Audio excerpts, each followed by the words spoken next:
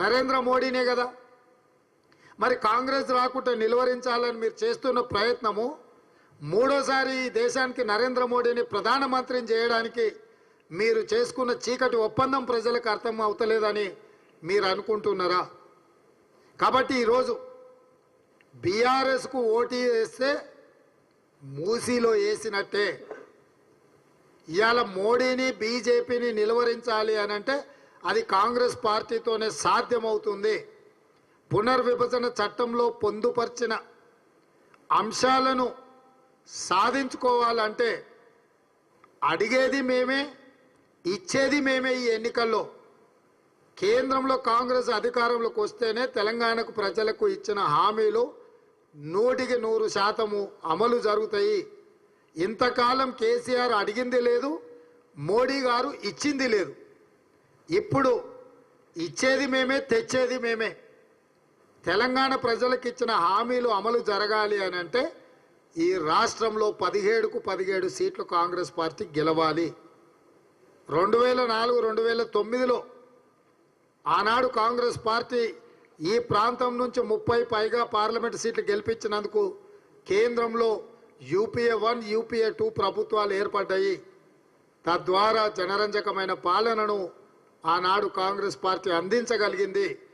ఈరోజు కూడా తిరిగి కేంద్రంలో కాంగ్రెస్ ఇండియా కూటమి ప్రభుత్వాన్ని ఏర్పాటు చేయాలి అంటే తెలంగాణలో ఉన్న సీట్లన్నీ కాంగ్రెస్ పార్టీ గెలవాలి.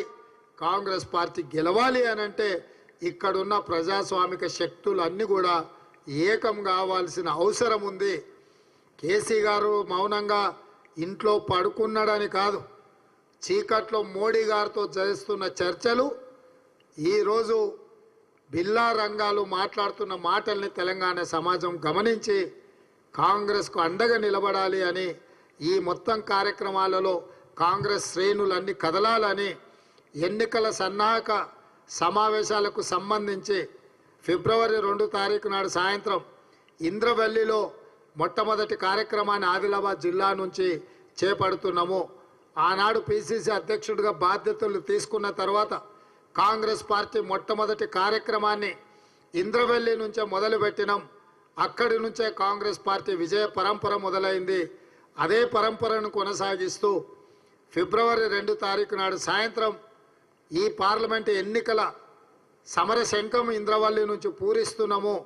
మీరందరూ మీడియా మిత్రులు ఏ విధంగా అయితే గతంలో సహకరించినరో భవిష్యత్తులో కూడా మీ వైపు నుంచి అదే రకమైన సహకారం ఉండాలి.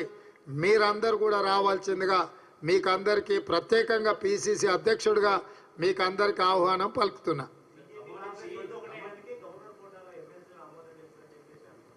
ఇప్పుడు పిచ్చి పట్టినట్టు మాట్లాడుతున్నా. ఈ దేశంలో బీజేపీ కాంగ్రెస్ ఒకటి అవుతాయా?